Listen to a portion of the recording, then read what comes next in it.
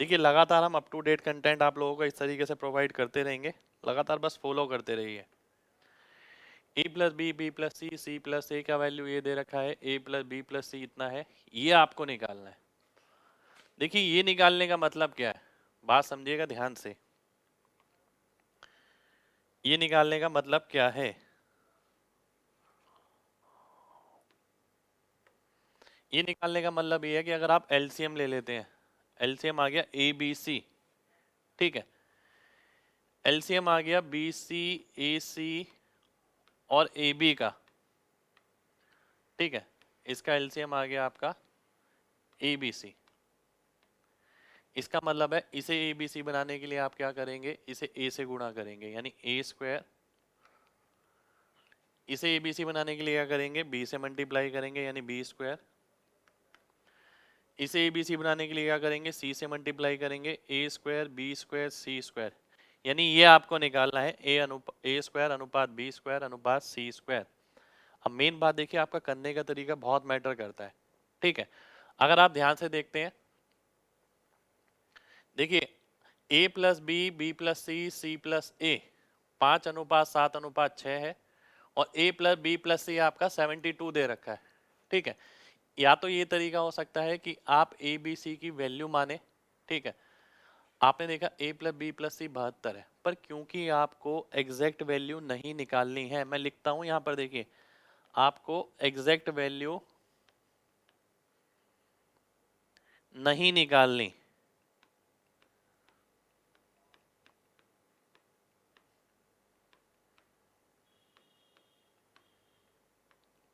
ठीक है,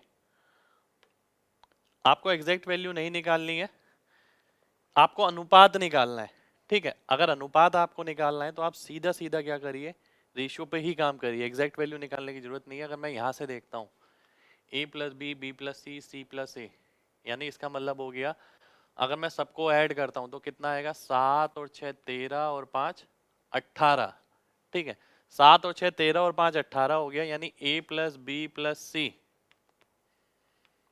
की वैल्यू कितनी आ जाएगी, 9 यूनिट आ जाएगी, ठीक है।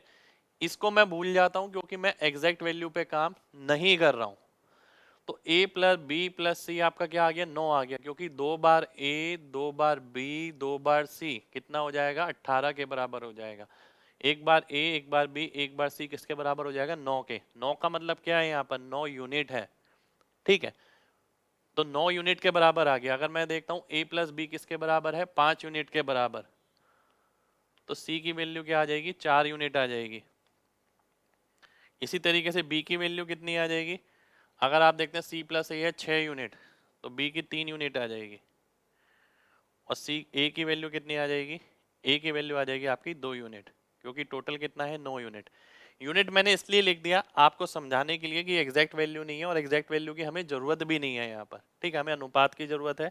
ए स्क्वायर बी स्क्वायर सी स्क्वायर अगर आप निकालते हैं तो ए का स्क्वायर हो गया 4, बी का स्क्वायर अगर आप निकालते हैं 9 हो जाएगा, सी का स्क्वायर अगर आप निकालते हैं 16 हो जाएगा, तो 4 9 और 16 ये आपका आंसर हो जाएगा, यानी आप देखते हैं सी ऑप्शन आपका आंसर आ जाएगा, ठीक है।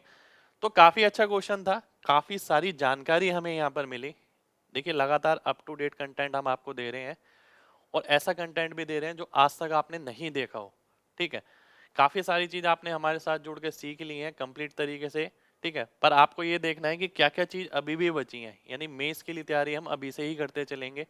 आगे भी बहुत सारे सेशन ऐसे आएंगे जो मेंस लेवल के आएंगे या मेंस प्लस लेवल के आएंगे, ठीक है, तो आपको बस लगातार फॉलो करना है। आइए बढ़ते हैं अगले क्वेश्चन पे। अगला क्वेश्चन है ये आपके सामने, और काफी अच्छा क्वेश्चन है, और इस टाइप के ना काफी क्वेश्चन आपको टेस्ट सीरीज वगैरह में मिल जाते हैं, इसलिए ये क्वेश्चन आपके क्लास में लिया है मैंने, ठीक है। अगर मैं ध्यान से देखता हूं, x is directly proportional to sum of squares of y and z and inversely proportional to y and the square root of z, यानी जो x है वो सीधा निर्भर करता है, वो सीधा निर्भर करता है y स्क्वायर और जेड स्क्वायर के योग पर अपॉन इनवर्सली प्रोपोर्शनल हो गया वाई और जेड स्क्वायर पर। ठीक है, x की वैल्यू आपको ये दे रखी है कि x जो है इस तरीके से निर्भर करता है। इस तरीके का क्वेश्चन भी आपको एग्जाम में मिल सकता है। अब ऐसा नहीं है, इसके अंदर कई बच्चे क्या गलती करते हैं, ये कर लेते हैं कि x इक्वल टू k रख दिया, k के साथ ये Y square plus Z square और अपॉन वाई जेड स्क्वायर करते हैं और फिर वैल्यू डालते हैं। पहली इक्वेशन बनाते हैं, वैल्यू डालते हैं, दूसरी इक्वेशन बनाते हैं, फिर k की वैल्यू सॉल्व करते हैं, k की वैल्यू डाल के फिर आंसर निकालते हैं। तो ऐसी गलती आपको बिल्कुल नहीं करनी है। क्वेश्चन जिस हिसाब से दे रखा है हम उस हिसाब से ही लेंगे। अब ध्यान से समझिएगा, ध्यान से समझने वाला बात यह है कि पहले केस के अंदर x की जो वैल्यू है वो है 8,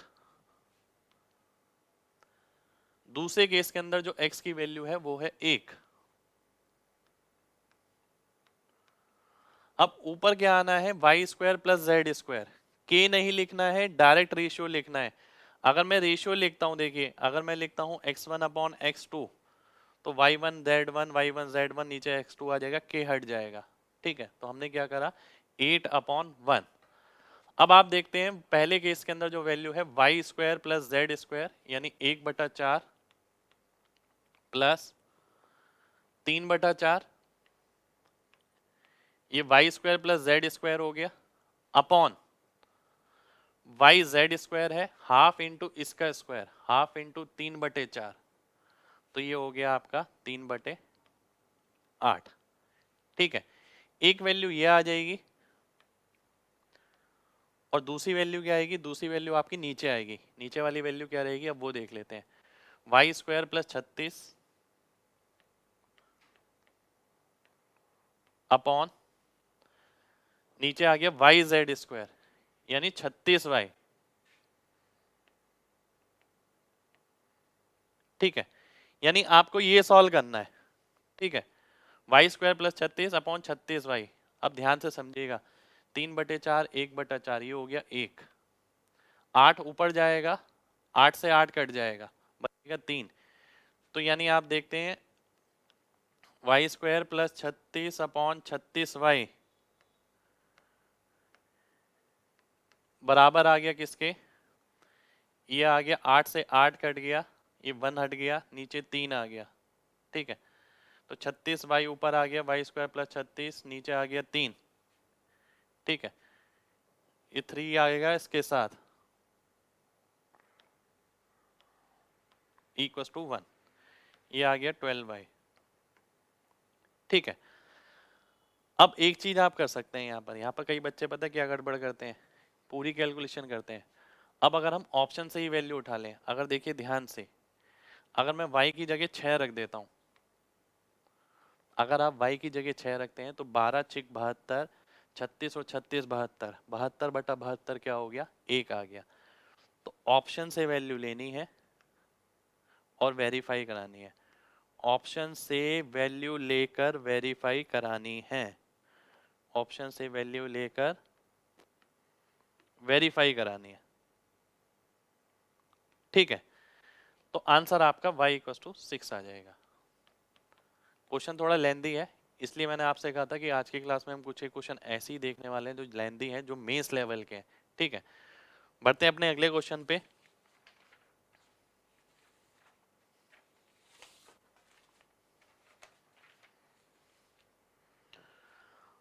नेक्स्ट क्वेश्चन पे आते हैं।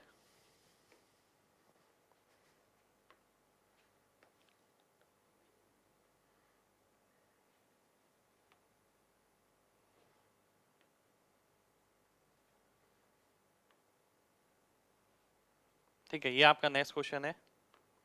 क्वेश्चन को ध्यान से समझेंगे। देखिए काफी मेहनत करके क्वेश्चन आप लोगों के लिए ढूंढे गए हैं और काफी मेहनत से ही हम आपको करा रहे हैं, तो आपको ये बात समझनी है, एग्जामिनेशन पॉइंट ऑफ व्यू से इंपॉर्टेंट है क्योंकि आपकी सोच बदलेंगे लगातार। तो आपको यही ध्यान रखना है इसके अंदर। अगर आप देखते हैं कि 12,705 रुपए की राशि ए बी और सी में इस तरीके से बांटी जाती है। अब बात समझिए ध्यान से। अब कई बार क्या होता है, हम यूं लिख देते हैं A upon B plus C equal to 3/4। ठीक है, ऐसे आगे देखते हैं B upon A plus C equal to 5/6, ये आ गया।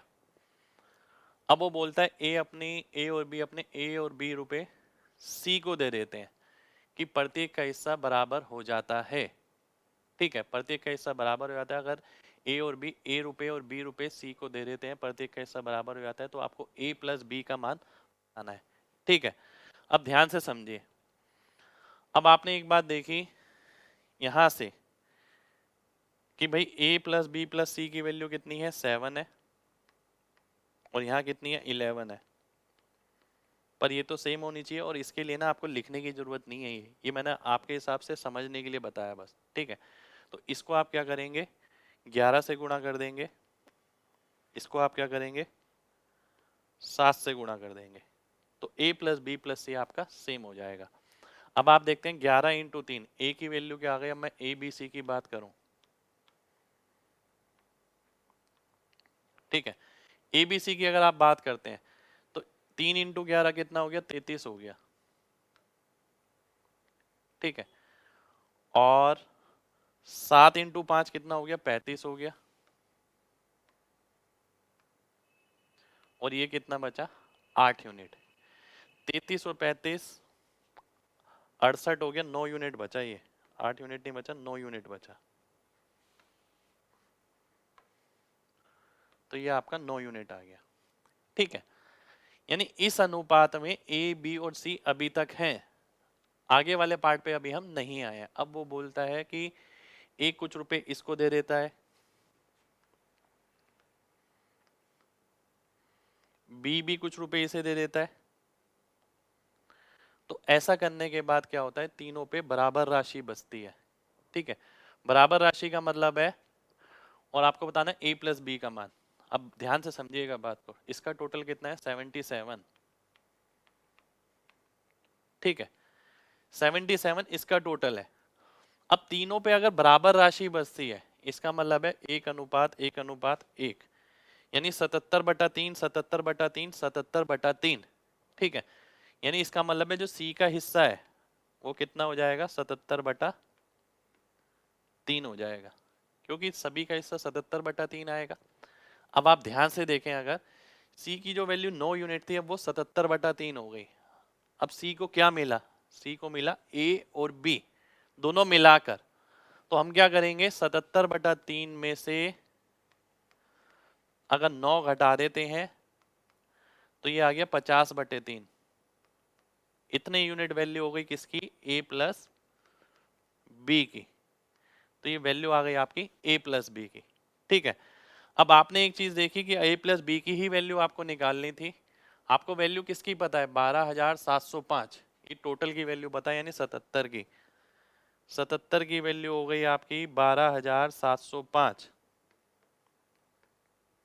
ठीक है, और आपको वैल्यू निकालनी है 50/3 की।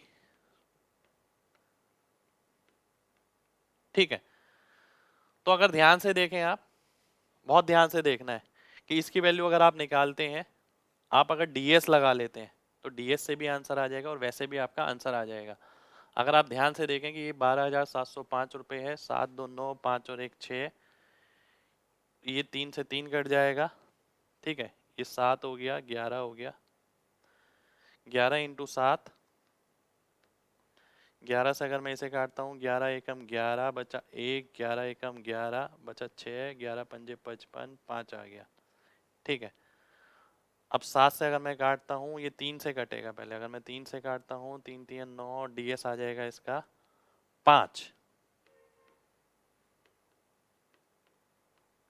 ठीक है, किस तरीके से आएगा, अगर मैं 3 से काटता हूँ, देखिए बात समझिएगा, अगर मैं 3 से भी काट देता हूँ इसे, तो ये कितना मिलेगा, 3 3 9 बचा 2, 3 अट्ठे 24, 3 पंजे 15। ठीक है, अब इसके अंकों का योग कितना हो गया, 8 3 11 5 16, 16 का मतलब 7, 7 पंजे 35 यानी 8, नीचे अगर 7 होता है ऊपर 4 होता है, 8 चौक 32 यानी 5। तो डीएस का वीडियो जरूर देखना है एक बार, अगर जरा सी भी दिक्कत हो इसे कैलकुलेट करने में। मेन बात है ये कॉन्सेप्ट, और कॉन्सेप्ट समझने के लिए देखिए ये आपको लिखना नहीं है पेपर में। ठीक है, ये आपको दिमाग में ही करना है, यहीं से दिख जाएगा। ये 7 हो गया, इस टाइप के पहले भी मैंने क्वेश्चन बहुत कराए हैं। ये 11 हो गया, तो आपने इसे ही सेम करना है कि भाई इसे 11 से गुणा करना है, इसे 7 से गुणा करना है और सीधा ये लिखना है, उसके बाद वापस यहाँ आना है। तो अच्छा क्वेश्चन है, सेम क्वेश्चन मिल सकता है एग्जाम में। नेक्स्ट क्वेश्चन पे आएंगे, ये आपका नेक्स्ट क्वेश्चन।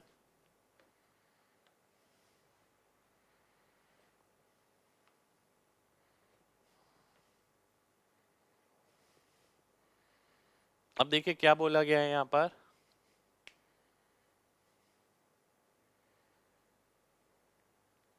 आइए देखते हैं।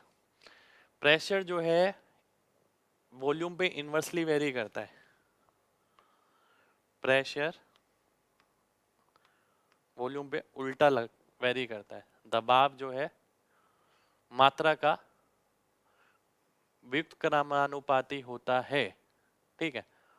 और क्या कह रहा है, temperature varies directly with volume, volume जो है टेम्परेचर पे सीधा डिपेंड करता है। तो हम ये भी बोल सकते हैं कि प्रेशर टेम्परेचर पे उल्टा डिपेंड करता है। आप ध्यान देखिएगा, ध्यान से देखिएगा बिल्कुल, ठीक है। क्वेश्चन ये है कि जब वॉल्यूम इतना है, टेम्परेचर इतना है, तो प्रेशर इतना है। यदि वॉल्यूम था 222, ठीक है, 222 हो गया, ठीक है, तो टेम्परेचर कितना होगा ये आपको बताना है। अब ध्यान से समझिए, वॉल्यूम टेम्परेचर पे सीधा डिपेंड कर रहा है क्योंकि प्रेशर सेम है, ठीक है, प्रेशर आपका सेम है, इसका मतलब ये वैल्यू कांस्टेंट हो गई, ठीक है।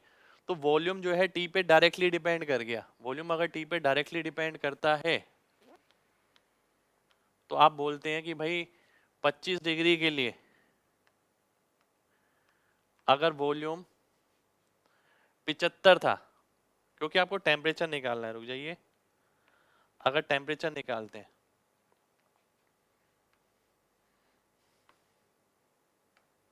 ठीक है, तो आपने देखा कि 75 के लिए जो टेम्परेचर था वो 25 था, 75 के लिए जो टेम्परेचर था वो 25 था। 222 के लिए कितना होगा, तो इसका 1/3 हो गया, ठीक है, इसका 1/3 हो गया, तो इसका भी 1/3 हो जाएगा। इसका 1/3 करेंगे, 3 सत्ते 21, 14, 3 सत्ते 21 और 4, तो 74, तो 74 केल्विन आपका आंसर हो जाएगा, यानी सी ऑप्शन आपका आंसर आ जाएगा, ठीक है। तो अच्छा क्वेश्चन है, इस टाइप का भी क्वेश्चन आपको एग्जाम में मिल सकता है। नेक्स्ट क्वेश्चन पे आएंगे, ये बहुत बढ़िया क्वेश्चन लग रहा है और थोड़ा बड़ा भी क्वेश्चन लग रहा है। इस तरीके के क्वेश्चन लगातार आपको टेस्ट सीरीज में मिलते रहते हैं और परेशान करते रहते हैं। हमारा टारगेट ये है कि जैसे जैसे एग्जाम पास आएगा इस तरीके के सारे क्वेश्चन आपको करा दिए जाएं। अब देखिए क्या कह रहा है, अब इस क्वेश्चन की ना मेन बात क्या रहती है कि इस टाइप का कोई भी क्वेश्चन है अगर, तो उसे आपको लास्ट से शुरू करना है, ठीक है, लास्ट से शुरू करेंगे सबसे बेस्ट रहेगा। अगर आप स्टार्टिंग से शुरू करते हैं, देखिए इस बात का मतलब समझ लेते हैं एक बार क्या है। इसका मतलब है कि ए जो है वेरी करता है स्क्वायर रूट ऑफ बी पे, बी वेरी करता है क्यूब रूट ऑफ सी पे,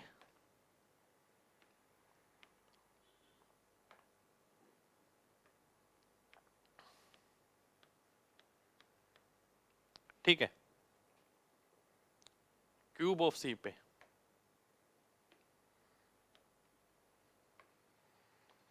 तो ये क्यूब हो गया। सी वेरी करता है fourth root of D, D की पावर 1/4। इन बातों का मतलब लिख रहा हूं, काफी बच्चों को ये मतलब भी नहीं पता होता, इसलिए मतलब पता होना जरूरी है। और डी वेरी करता है स्क्वायर ऑफ ई, ठीक है, और ई वेरी करता है क्यूब रूट ऑफ एफ इस पे। अब काफी बच्चे ऐसा करते हैं इसमें, या एलसीएम वगैरह लेके या के वगैरह करके फिर आंसर बनाते हैं, तो आपको ये बात समझनी है, इस टाइप के क्वेश्चन में इतना नहीं लिखना, लास्ट से शुरू करना है, ठीक है। अगर मैं लास्ट से शुरू करता हूं, एफ की पावर 1/3, ठीक है, ये किसकी वैल्यू आ गई, ई की वैल्यू आ गई, पर ई का क्या करना है आपको, स्क्वायर करना है, इसलिए आपने 2 लगा दिया, ठीक है। ई का क्या करना है आपको, स्क्वायर करना है, तो आपका डी आ जाएगा। अब ये क्या आ गया आपका डी। अब डी का क्या करना है आपको, फोर्थ रूट करना है, ये कर दिया। अब डी का फोर्थ रूट करने पर ये पूरा क्या आ जाएगा, ये सी आ जाएगा। और सी का क्या करना है आपको, क्यूब करना है। सी का आपने क्यूब कर दिया, ठीक है।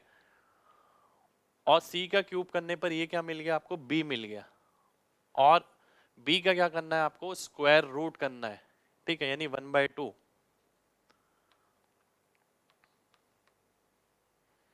और ऐसा करने पर क्या होगा, ऐसा करने पर होगा कि ये वैल्यू मिल जाएगी आपको ए की, कि ए एफ के साथ कैसे वेरी करेगा, ठीक है, सबसे बड़ी बात। अब ये अगर पावर सॉल्व करते हैं तो आपको पता है मल्टीप्लाई करते हैं, ठीक है। मल्टीप्लाई अगर हम करते हैं तो देखिए सभी पावर मल्टीप्लाई होंगी, 3 से 3 कट जाएगा, 2 से 2 कट जाएगा, बचेगा एफ की पावर 1/4। तो ए प्रोपोर्शनल हो गया एफ की पावर 1/4 के। ये आपका आंसर हो जाएगा, यानी डी ऑप्शन आपका आंसर आ जाएगा, ठीक है। तो उम्मीद करता हूँ क्वेश्चन आपको समझ आ गया होगा। करना इसी तरीके से है, लास्ट से शुरू करना है और एक एक करके आगे बढ़ना है, इस तरीके पे आपको बिल्कुल नहीं जाना है, ठीक है। नेक्स्ट क्वेश्चन पे आते हैं। देखिए सारे अच्छे क्वेश्चन है, आसानी से आपको देखने के लिए नहीं मिलेंगे, और मुझे ऐसा लग रहा था कि इस टाइप के क्वेश्चन कराने जरूरी है आपको, इसलिए मैंने इन्हें क्लास में ही ले लिया, यानी कोई कसर नहीं छोड़नी है।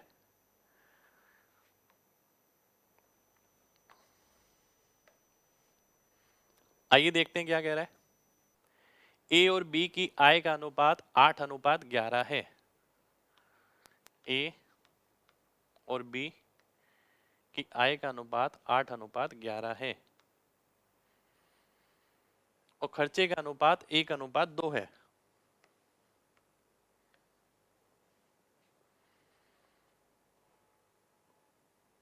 तो सेविंग की वैल्यू आपको बतानी है, सेविंग यहां पर मिलेगी आपको, ठीक है।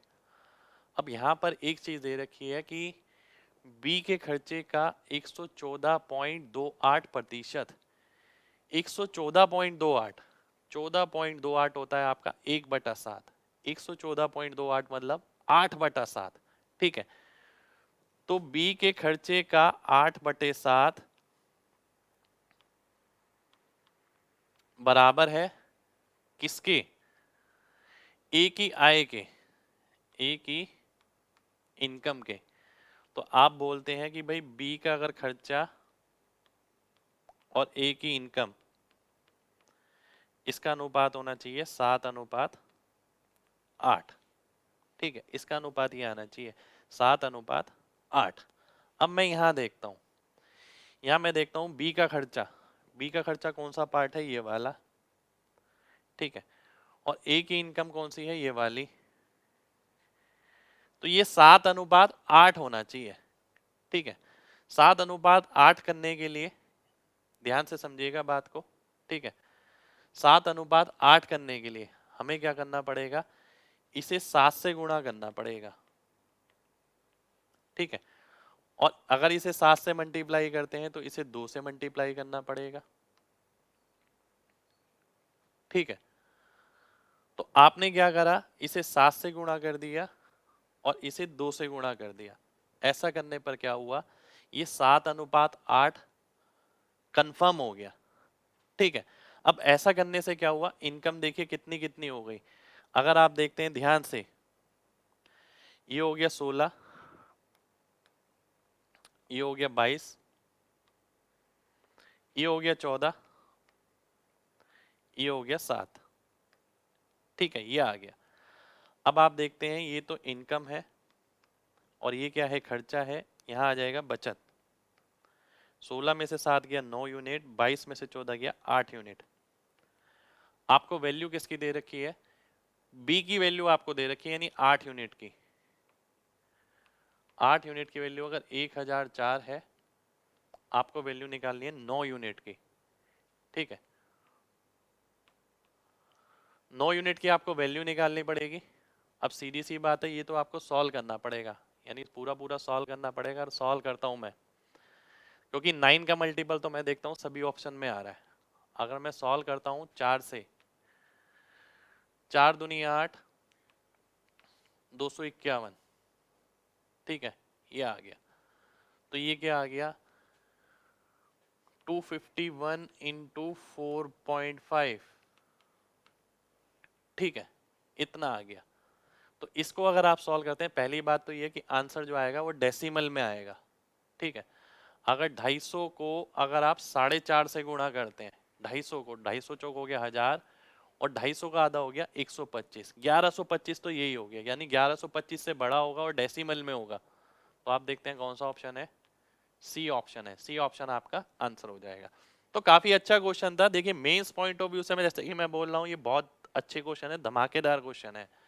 अगर आपको तैयारी अच्छी करनी है और आपको अभी से लगता है कि हमें मेंस के टाइप के लिए लग जाना चाहिए, तो ये क्वेश्चन आपके थिंकिंग लेवल बहुत ज्यादा एक्सपेंड करेंगे। तो लगातार जुड़े रहिए, अभी बहुत सारे क्वेश्चन बचे हैं।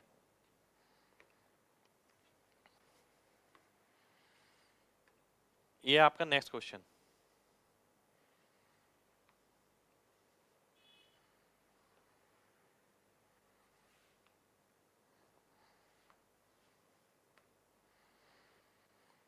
ए और बी की आय का अनुपात दे रखा है, इनके खर्चे का अनुपात दे रखा है, इनकी बचत का अनुपात आपको दे रखा है।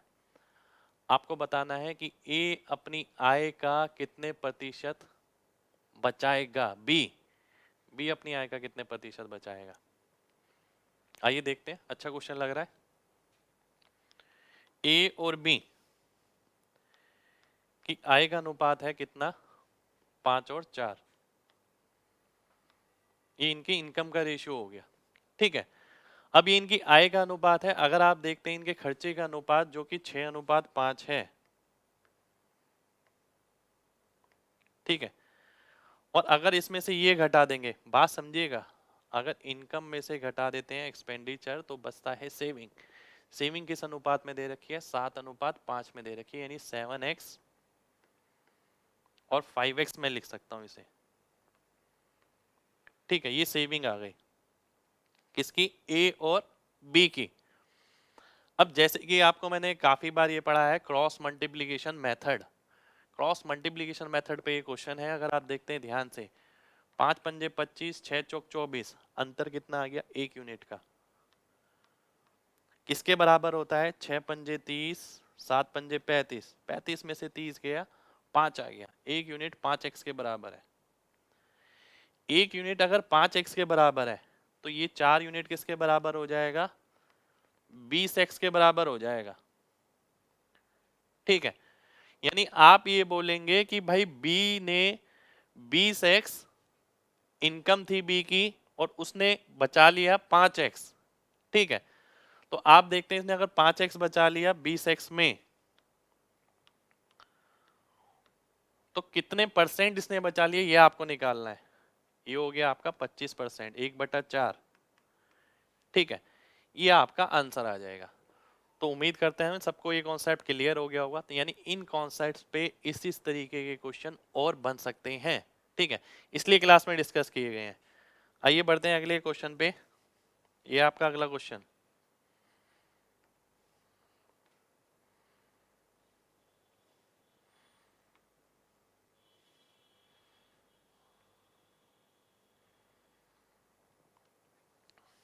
बहुत ही धमाकेदार क्वेश्चन है। देखिए अब जैसे कि आपको बताया कि थिंकिंग लेवल थोड़ा और एक्सपेंड करना है, यानी एग्जाम में अगर हम बैठ रहे हैं कि कोई भी चीज हमें नई ना लगे।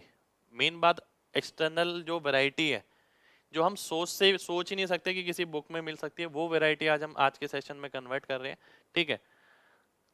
आज के सेशन में हम कवर कर रहे हैं उसे, तो ध्यान से देखिएगा इस क्वेश्चन को भी, काफी अच्छा क्वेश्चन है ये, ठीक है।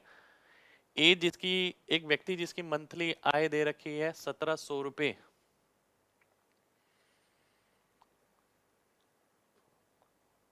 कितनी राशि खर्च कर देता है, 2.5 महीने का खर्चा, spends an amount equal to his 2.5 month income in 4 month, ठीक है। यानी एक्सपेंडिचर और इनकम का रेशियो दे रखा है कि 2.5 महीने की इनकम 4 महीने के एक्सपेंडिचर के बराबर है। 2.5 महीने की इनकम 4 महीने के एक्सपेंडिचर के बराबर है। ठीक है, अगर आप देखते हैं इनकम और एक्सपेंडिचर का रेशियो निकालते हैं आप, तो ये 4 आ गया, ये 2.5, यानी आप बोलेंगे कि भाई ये तो 8 हो गया और ये हो गया 5 आपका, 8:5। अब मैं आगे बढ़ता हूँ, सेविंग हो गई आपकी कितनी, 3 यूनिट, 8, 5 और 3। अब आते हैं आगे, जो उसकी बचत थी, ये जो बचत है 3 यूनिट की, उसमें उसने क्या करा, अपने 3 बच्चों को वो राशि बांट दी इस अनुपात में। ए, बी और सी का अनुपात अगर आप देखते हैं, 3 दूनी 6 और 2 8/3, ठीक है, ये 2 है और ये 1/3, और रेशियो निकालते हैं तो 8, 6 और 1 हो गया। ये राशि कहाँ से आई, ये उसकी बचत में से आई, जो पैसे उसने बचाए थे। ये टोटल कितने हैं, ये टोटल है 15 यूनिट। जो पैसे उसने बचाए थे वो कितने हैं, वो है केवल 3 यूनिट, यानी 5 गुना आपको करना पड़ेगा। अगर आप 5 गुना करते हैं तो देखिए कितना आ जाएगा, 40 आ गया, 25 आ गया और ये 15 आ गया। ठीक है, अब आपके सामने क्वेश्चन क्या है, आपको क्या निकालना है, ए का हिस्सा निकालना है आपको। ए का हिस्सा क्या है यहाँ पर, ये है, आप बोलते हैं 40 यूनिट की जो वैल्यू है, जो इनकम है, वो कितनी है, 1700 इंटू 12। ठीक है, 1700 इंटू 12 हो जाएगी। 1700 इंटू 12 क्यों किया हमने, क्योंकि ये 1700 जो आए है ना उसकी, वो मंथली इनकम है। एक साल की कितनी होगी, इंटू 12 कर देंगे, तो इंटू 12 कर दिया आपने। ठीक है, ए का हिस्सा मेरे को निकालना है, नहीं 8 यूनिट निकालना है। 8 यूनिट निकालने का मतलब क्या है, देखिए डिवाइड बाय 5, तो डिवाइड बाय 5 अगर हम करते हैं तो इसको मैं 5 से अगर भाग करता हूँ, तो 170 को अगर मैं 5 से भाग करता हूँ तो 34 आता है। तो 340 को 12 से करूंगा, 12 तिया 36, 12 चौक 48, 3600 और 480, 4080। ये आपका आंसर हो जाएगा। आप देखते हैं कौन सा ऑप्शन है, ये वाला ऑप्शन है। ठीक है, 17 का मल्टीपल भी आप देख सकते हैं यहाँ पर, 17 का मल्टीपल, वो भी आंसर होगा। और 17 का मल्टीपल देखने के लिए, जीरो में तो 17 हो नहीं सकता, जीरो काट दिया मैंने।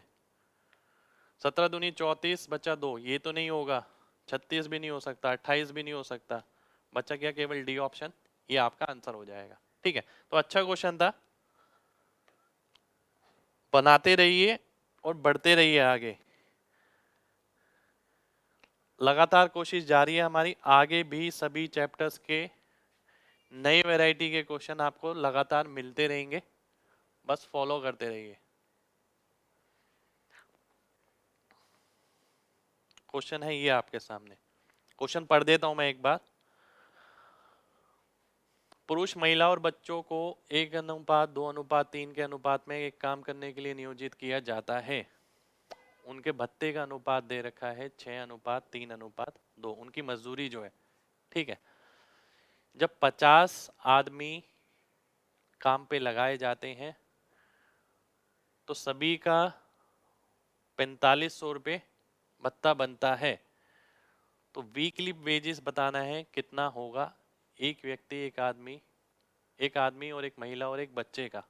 ठीक है, ये आपको बताना है। आइए देख लेते हैं। चलिए, बढ़िया क्वेश्चन है, देखिए। अब अगर आप बात करें पैसे की, यानी वेजेस की,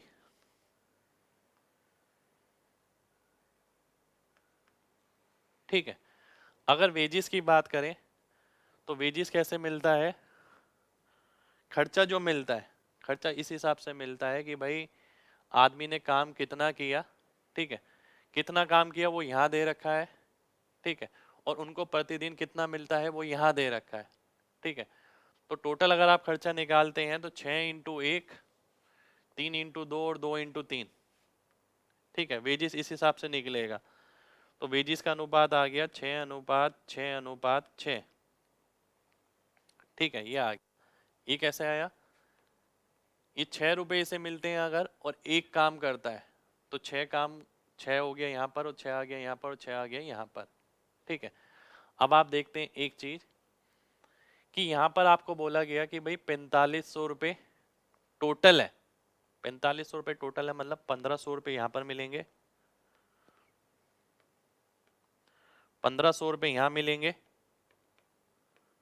1500 रुपये यहां मिलेंगे,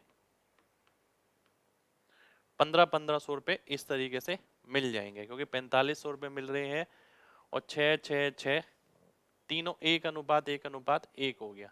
ठीक है, अब आप एक चीज देखिए, 1500 रुपये किसके हैं, एक दिन के हैं ये, 1500 रुपये आपको एक दिन के मिल रहे हैं, तो आपने क्या करा, 7 दिन के अगर निकालने हैं तो इंटू 7, सभी को इंटू 7 कर देंगे।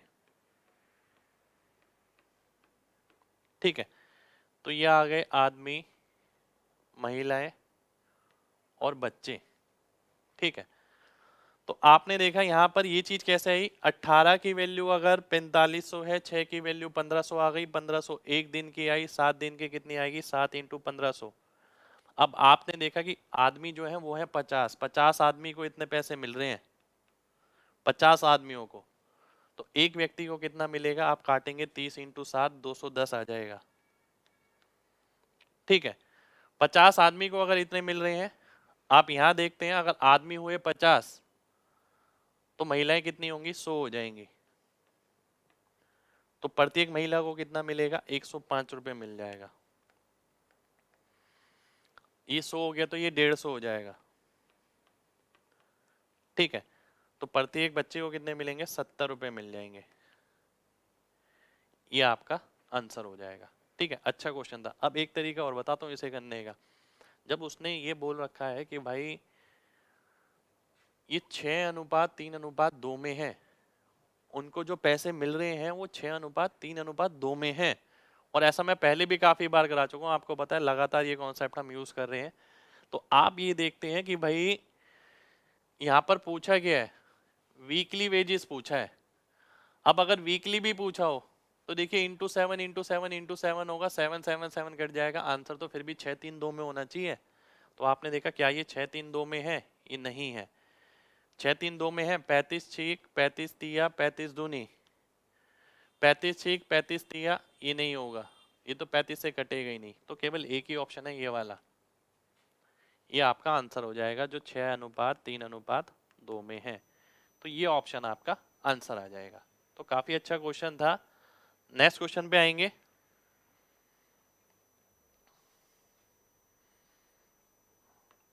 नेक्स्ट क्वेश्चन है आपका ये,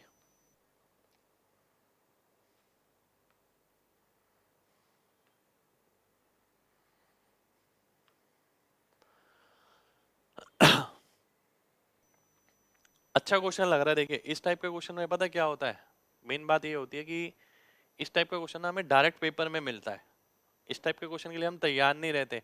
पेपर में हम सोचते हैं कि पढ़ के गए कुछ और कई बार ऐसा होता है पेपर में आ जाता है कुछ और, यानी इस टाइप की कुछ चीज आ जाती है। तो आपसे मैंने लगातार बोला है कि कोई कसर नहीं छोड़ी जाएगी अपडेटेड क्वेश्चन की, तो लगातार बस साथ जुड़े रहिए और लगातार फॉलो करते रहिए। अगर आप देखते हैं इसके अंदर राजन अपनी 25% पैसे खर्च कर देता है और 70 रुपए खाने पे खर्च कर देता है, उसके बाद बचे हुए का 30% खर्च करता है कपड़े पे और 105 खर्च करता है ग्रोसरी पे, और फाइनली 35 रुपए उसके पास बचते हैं। How much money did he have at the first. और काफी बार इस टाइप का क्वेश्चन आता है, देखिए ध्यान से समझिएगा। इस टाइप के क्वेश्चन की एक खास बात ये रहती है कि इस टाइप के क्वेश्चन को आप आखिर से शुरू करिए। आखिर से अगर शुरू करते हैं, अब मेरी जेब में अगर 35 रुपए हैं, 105 रुपए खर्च मैंने कर दिए, अगर मैं 105 खर्च नहीं करता तो मेरे पास कितने पैसे बचे होते, 140 रुपए बचे होते। ठीक है, और 140 रुपए जो है, जो 140 रुपए है,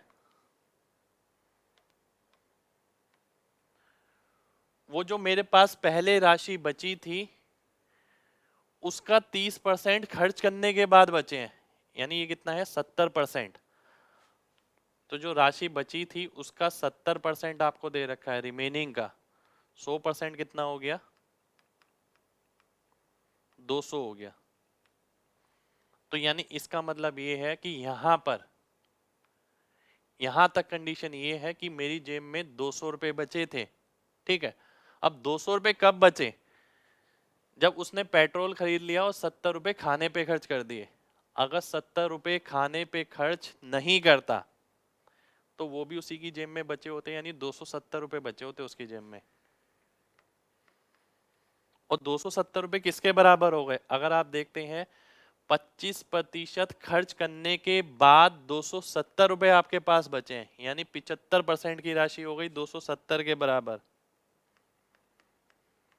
यानी शुरुआत में जो उसके पास पैसे थे उसका 75% 270 के बराबर है। और अगर आप निकालते हैं 100%, तो क्या करना होता है? 3:4 है, 3 नीम 27, 4 नीम 36, 360 आपका आंसर हो जाएगा। अब मेन तरकीब ही ये है कि इस टाइप का क्वेश्चन आपको लास्ट से शुरू करना है, ठीक है। तो अच्छा क्वेश्चन है, सेम मिल सकता है एग्जाम में।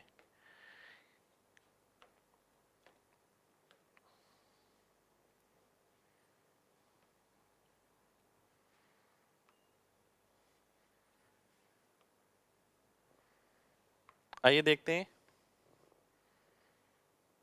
सुधीर के पास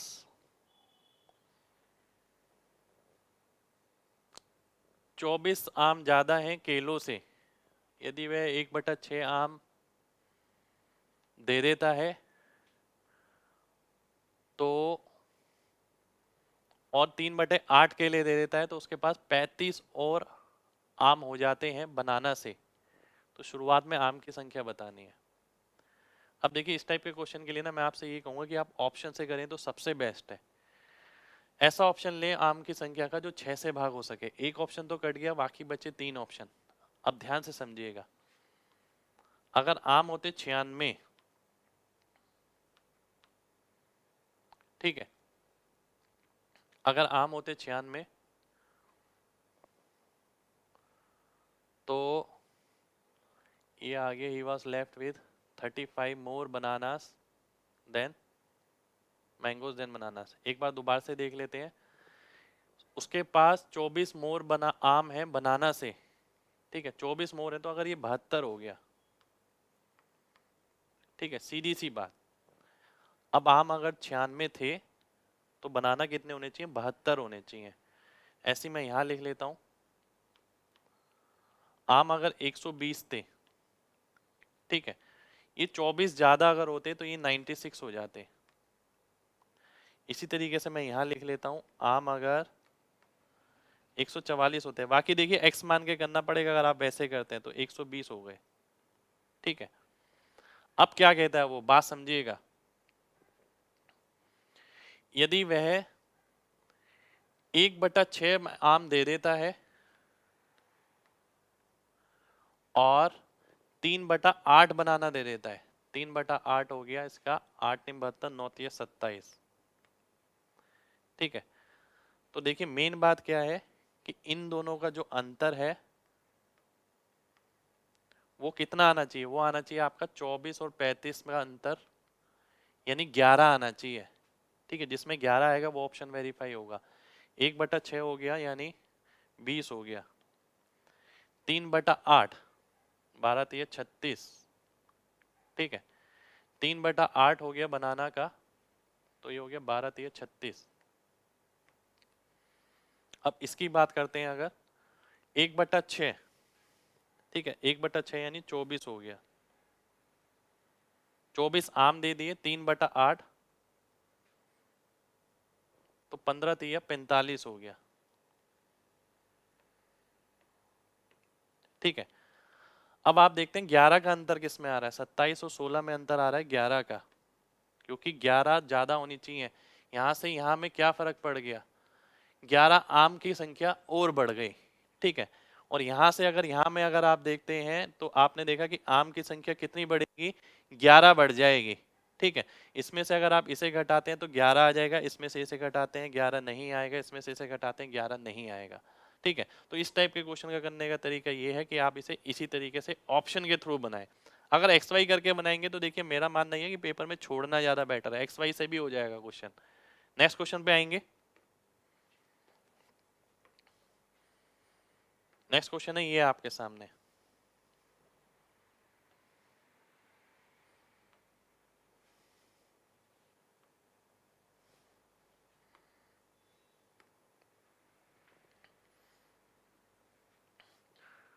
10वीं कक्षा के 30% और 12वीं कक्षा के 40% स्कूल डांस में गए थे, और इसका अनुपात आपको दे रखा है 21 और 32। ठीक है, जो बच्चे हैं उसका अनुपात आपको दे रखा है 21 और 32। तो जो नहीं गए थे उसका अनुपात आपको निकालना है। एक बार दोबारा से पढ़ लेते हैं, अच्छा क्वेश्चन लग रहा है। यदि 30% और 40% नित्य में गए थे, नित्य में 10वीं 7वीं और 12वीं का अनुपात इतना है। ठीक है, अब देखिए, आइए देख लेते हैं। अब देखिए 30% की वैल्यू अगर 21 है, 30% की वैल्यू अगर 21 है, तो 10वीं क्लास के टोटल बच्चे, अब देखिए 30 की वैल्यू अगर 21 है, ये माइंड में करने वाला पार्ट है। 30% अगर 21 है, ठीक है, तो आप निकालते हैं 70%। क्योंकि 70% नहीं गए थे, आपको उन्हीं का ही तो अनुपात निकालना है। 30% वालों की अगर संख्या 21 है, तो 70% वालों की कितनी होगी? 49 हो जाएगी। अगर बात करी जाए 12वीं वालों की, तो 40% गए थे, 40% की वैल्यू अगर 32 है, जो गए थे, जो नहीं गए थे वो हो गए आपके 60%। ठीक है, 4 अट्ठे 32 होता है, 6 अट्ठे 48 होता है, तो ये 48 आ गया। तो 49:48 ये आपका अनुपात हो गया जो आपको निकालना है। ऑप्शन हो गया बी। बी ऑप्शन आपका आंसर आ जाएगा। ठीक है, तो देखिए तैयार पूरी तरीके से करूंगा एग्जाम के लिए, बस लगातार पढ़ते रहिए और दिमाग लगाते रहिए। ठीक है, कंटेंट ज्यादा तो हो सकता है पर कम बिल्कुल नहीं होगा। नेक्स्ट क्वेश्चन पे आते हैं।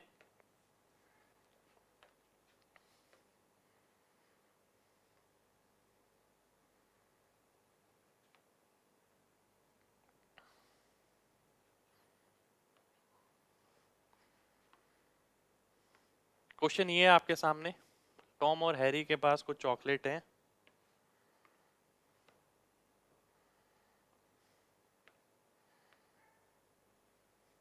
ठीक है, टॉम और हैरी के पास कुछ चॉकलेट है। यदि हैरी अपनी 70% चॉकलेट टॉम को दे देता है,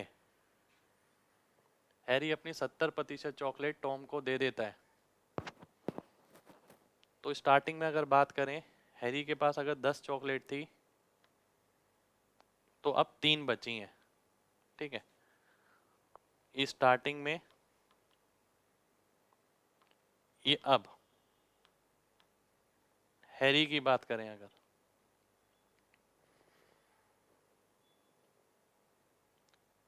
ठीक है, अब बाद में वो बोलता है ऐसा करने पर उसका अनुपात उल्टा हो जाता है। ठीक है, यानी ये 10 हो जाता है, ये 3 हो जाता है टॉम के पास। ठीक है,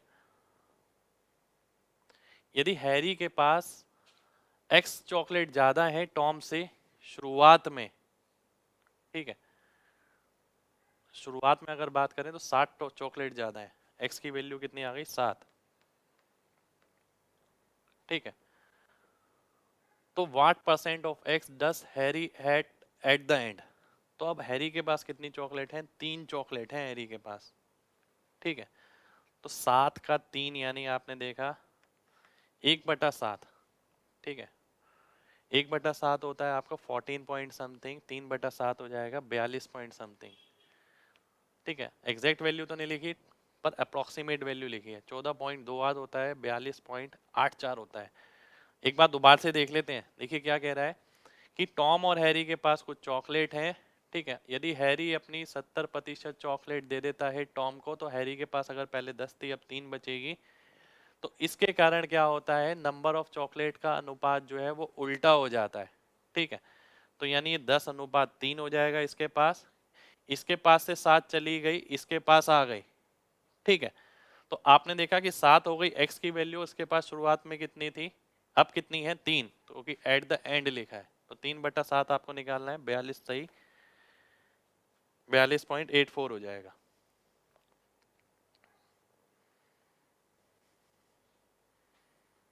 आइए देख लेते हैं क्वेश्चन।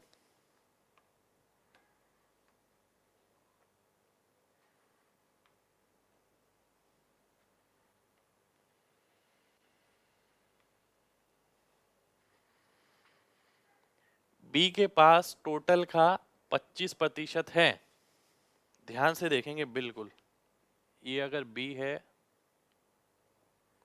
ये अगर बी है तो ये टोटल है। ये हो गया आपका 1:4। ठीक है। सी के पास टोटल का ए बी सी डी और ई के पास कुछ मार्बल्स थे। बी के पास कुल संख्या का 25% था। सी तथा शेष के मार्बल्स की संख्या का अनुपात, सी तथा शेष, तो सी और टोटल का अनुपात मैं निकालता हूं अगर, तो 3:10 आ जाएगा। क्योंकि सी के पास अगर 3 है, सी के पास अगर 3 है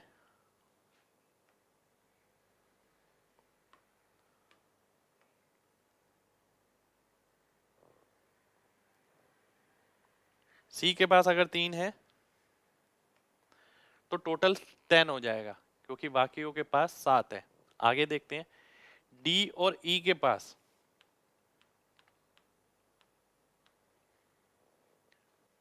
टोटल के साथ अगर मैं देखता हूं, डी और ई 3 अगर ये है, बाकी सब पे 4 है, टोटल हो गया 7। ठीक है, ये आ गया। अब ध्यान से समझेंगे बिल्कुल। ए के पास सी से इतना कम है, तो बताइए कि उन लोगों के पास कुल कितने मार्बल हैं। अच्छा जी, अच्छा क्वेश्चन है, ये देखते हैं। थोड़ा सा कैलकुलेटिव है, और कैलकुलेटिव ही कर रहे हैं हम आज। अगर देखें तो सारे ही क्वेश्चन कैलकुलेटिव थे। अगर आप ध्यान से देखें, टोटल की संख्या 4, 10 और 7 से भाग होनी चाहिए, यानी 140 में ले लेता हूं। ठीक है, 140 टोटल मान लिया आपने। अब यहां लिखेंगे हम ए बी सी डी और ई। ठीक है, अगर 140 में लेता हूं तो इसको 35 से गुणा करना पड़ेगा, यानी बी की वैल्यू कितनी आ गई, 35 आ गई। अगर 140 में लेता हूं तो इसे 14 से गुणा करना पड़ेगा आपको, तो 14 तिया 42 हो गया। अब अगर बात करते हैं डी और ई की, तो 20 से गुणा करना पड़ेगा। 20 से अगर आप गुणा करते हैं तो 20 तिया 60 हो गया। ठीक है, अब अगर आप टोटल करते हैं इसका, 60 और 42, ठीक है, 102 और 35, 137 बचा 3, 3 यूनिट आपका ए का हो गया। अब ध्यान से देखिएगा बिल्कुल, ए के पास सी से इतने कम है, कितने कम है, 39 यूनिट। ठीक है, इसकी वैल्यू कितनी दे रखी है आपको, 156 दे रखी है। निकालना क्या है, how many marble did they have in all, यानी शुरुआत में उनके पास कितने मार्बल थे, 140, तो इंटू 4 कर दिया आपने।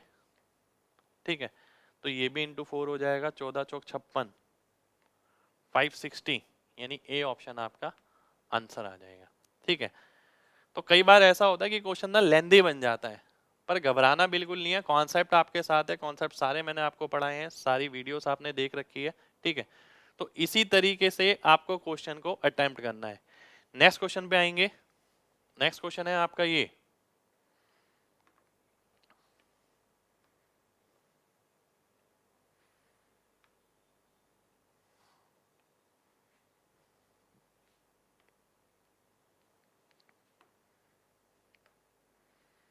आइए देखते हैं।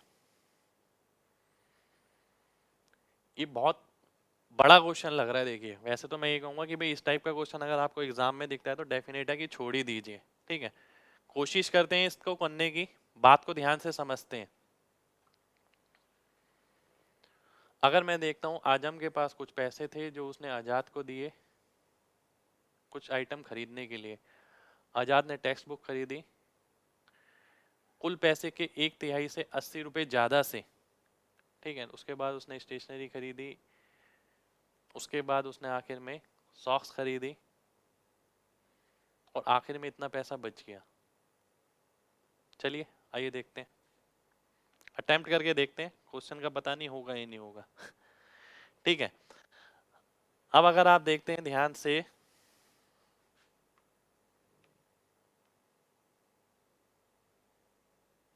अगर ध्यान से देखते हैं, ठीक है, ध्यान से देखिएगा बिल्कुल। अगर आखिर में राशि मान लेते हैं m थी,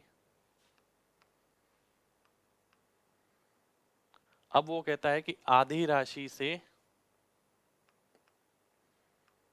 कितने ज्यादा, 28 रुपए ज्यादा वो खर्च करता है। आधी राशि से 28 रुपए ज्यादा वो खर्च करता है, तो उसके पास 154 रुपए बचते हैं। ठीक है। यानी अगर मैं देखता हूं m/2 -28 इक्वस टू ये, तो इसके अंदर अगर मैं इसे जोड़ता हूं तो 28 इसके अंदर जोड़ेंगे 182 आ जाएगा। तो इसका मतलब है उसके पास जो पैसे बचे वो बचे 364। ठीक है, 364 रुपए उसके पास बच गए। दोबारा से समझिए, यदि उसके बाद आखिर में m राशि थी, आधी राशि से 28 रुपए ज्यादा वो खर्च करता है, अब भी इतने बचते हैं। m/2 -28 इक्वस टू ये 28 इधर आ जाएगा, 182 हो जाएगा, m की वैल्यू 364 आ जाएगी। अब सीधी सी बात है, अगर ये ज्यादा होता तो यहाँ माइनस, यहाँ प्लस हो गया, अगर ये कम होगा तो यहाँ ऐड सब्ट्रैक्ट हो जाएगा। कहने का मतलब क्या है, यहाँ प्लस था तो माइनस के साथ आके ये वापस प्लस हो जाएगा। अगर यहाँ माइनस होता तो देखिए माइनस माइनस प्लस हो जाता, फिर माइनस आ जाता। यानी अगर मोर बोला है तो उस वैल्यू को ऐड करना है, और लेस बोला है तो उस वैल्यू को सब्ट्रैक्ट करना है। अब देखिए हम कहाँ पहुंच गए, अब हम पहुंच गए यहाँ पर, यहाँ पर। ठीक है, यहाँ पर हम पहुंच गए। अब वो बोलता है कि भाई 364 रुपए पड़े, 364 में अगर 122 रुपए लेस वो कह रहा है, यानी 122 रुपए अगर आप कम कर देते हैं तो वैल्यू हो गई आपकी 242 रुपए। ठीक है। अब 242 क्या है, जो बची हुई राशि है उसका आधा है। ठीक है, बची हुई राशि का। अब मैं बची हुई राशि कुछ और ले लेता हूं, मान लेते हैं मैं ये ले लेता हूं, बची हुई राशि x ले लेते हैं। ठीक है, इसका मतलब ये हो गया जो x था वो कितना हो गया, 484। ठीक है, x की वैल्यू आपकी 484 हो गई। अब आप ये देखते हैं, ये इससे हम कहां पहुंच गए, इससे हम पहुंच गए यहां पर। ठीक है, 484 से आप पहुंच गए यहां पर। अब अगर आप देखते हैं ध्यान से, ध्यान से देखने वाली बात यह है कि 80 रुपए ज्यादा एक तिहाई से ज्यादा अगर होता है तो हम क्या करते हैं, ऐड कर देते हैं। तो 484 में अगर आप 80 ऐड करते हैं तो हो जाएगा 564। 564 जो वैल्यू आएगी, ठीक है, और एक तिहाई यानी एक तिहाई से इतना खर्च करने के बाद तो यानी दो तिहाई की वैल्यू है ये, दो की वैल्यू अगर ये है, तीन की वैल्यू आपको निकालनी है। 282 इंटू 3 यानी 846, ये आपका आंसर हो जाएगा।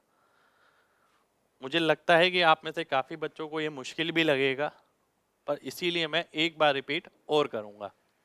आखिर में मेरे पास अगर m पैसे बचते हैं तो मैं m/2 प्लस 28 रुपीज खर्च करता हूं, और पैसे बचते हैं मेरे पास 154 रुपए।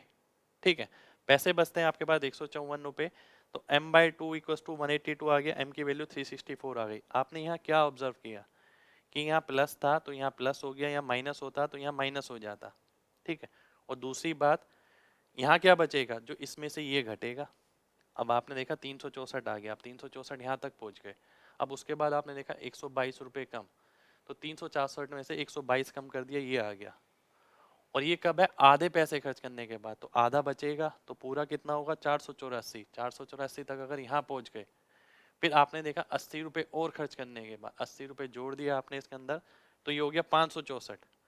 अब 564 जो वैल्यू मिली वो किसकी मिली, अगर y पैसे थे तो y माइनस वाई बाय 3, जिसे आप बोलेंगे 2y/3, तो 2 की वैल्यू अगर ये हो गई, 3 की वैल्यू आपकी ये आ जाएगी। ठीक है, तो उम्मीद करते हैं देखिए क्वेश्चन आपको समझ आ गया होगा। तो देखिए आज की क्लास में हम इतना ही करेंगे। मैंने कोशिश करी है आपको जो भी नया पैटर्न या जो भी अपडेटेड कंटेंट है आपको देने की, और ऐसे क्वेश्चन कराने की जो कॉमन नहीं है। जो भी क्वेश्चन आज की क्लास में हमने करे हैं वो बिल्कुल भी कॉमन क्वेश्चन नहीं है, और आपको एग्जाम में उनमें से कुछ ना कुछ क्वेश्चन जरूर मिल सकते हैं मेंस के अंदर।